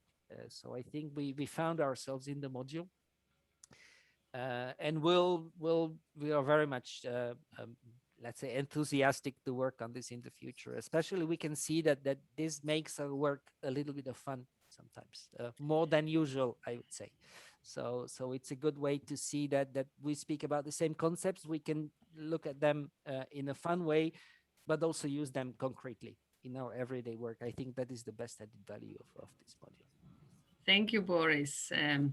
I think almost all protocol observed. You have actually already appreciated everybody. Maybe we shortly give the floor. There's a hand of Simone. I beg you 1 minute, and then I would also like to give the floor to Sogen and shortly to Maria Alejandra. She has really made a high-speed performance here, even working during the weekend. I think also I really appreciate the full commitment. Express for a minute your perception, and we start with Simone. Sorry, I didn't want to really interrupt. Just to give you another information that to Boris, what Boris said, that just for your information, actually with the support of UCLG also, Platforma for the first part and the UCLG for the last part of the year, we will have 3 cases, not just one. So there are 2 more cases that will be useful for you to also to capitalize. First one is the load. The second one will be Marseille. The third one, I don't remember, is another community working with a different partner on the world. So we will have a set of 3 cases at least by the end of the year that we can capitalize on. Yeah, actually, we are really grateful because your work and the quick implementation and the trust of KÜV in our work, it's so nice. You have already scheduled all this, Simone. So thanks a lot. So again. Okay, great. So now, sure, it's absolutely phenomenal. I've been just, I don't know, just sitting in and listening, if I'm just thinking of Mariale and our team and the months and months of work, it was like doing a PhD again and trying to compress and write, and to see it over the last few days come together so beautifully. I'm really overwhelmed. So thank you for the opportunity to sit in. It's really, really wonderful. And yeah, thanks to the UCLG team and to our colleagues at Platforma. Thank you so much to Sarah and Boris. It's been really, really great, and looking forward to working with the team in the execution phase. Thanks very much, guys. Mariale? Okay, so no, I'm thankful, and I actually believe this is a decentralized cooperation module that is based on decentralized cooperation values and of everything that we do. We have been co-creating this for such a long time. We have been working together, the team, and I think there is a lot of solidarity just to bring the principles back from people from Platforma, from people from the UCLG World Secretariat that came, and for sure for people from the learning team that also are very supportive. Special thanks to Julia and Valeria, which were very essential for us to be everything. And so yes, so thank you. Yeah, that was very amazing. And also Fernando, he is since the beginning so involved in this. And I think we have gone, you were the one we initiated, no? So you and me, Fernando, you want to say something?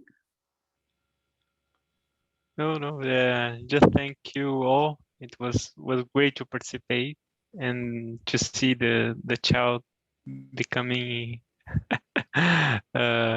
a person that is going to travel the world and know new people and multiply friends. That's it. I'm very happy with the result, and I'm eager to continue the future training. Yeah, we use that image of baby because, for example, with Juan Carlos, whom you have not seen here so much, but we also have several babies with him on the resilience module, and Maria Alejandra always, oh, the baby. But I think actually what we create here is more like a community, or it's more than one baby. It is also definitely, I think it is so important to stay in community, and that's why we really have trained you, because we want you to be trainers. I mean, often we have institutionally, okay, you have your members, we have our members, KÜV has its members, but this work will only go forward if we are really all into it. And that's why this we will give you a certificate to be trainer, but we would like for this certificate also that you do a mini homework, really small. You are all good speakers. We have listened to all of you. And the mini homework is, or you do a lecture of the ones you have seen the colleagues doing, or you do a small video of 1 minute reaction. So who would be the target? Who do you see the target group for this training? No? So why it would be good for ECIS and ECIS to do this training. And I think we have a long road to go. We have our CIB group, which is of course a centerpiece for the rollout of the module, because it is our natural ally for all this work. And we will plan with Stan and with Renske and with Jesse the rollout in our associations. So I think that the African demand is really crucial. We have to see how much associations we can motivate.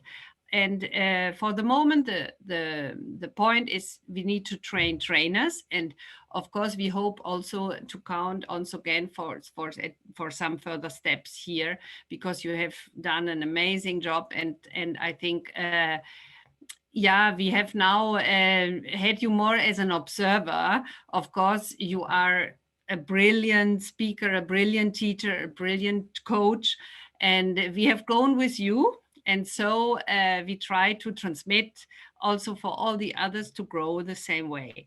So thank you very much. And we are keen to follow up, and big hug to all of you. Huh?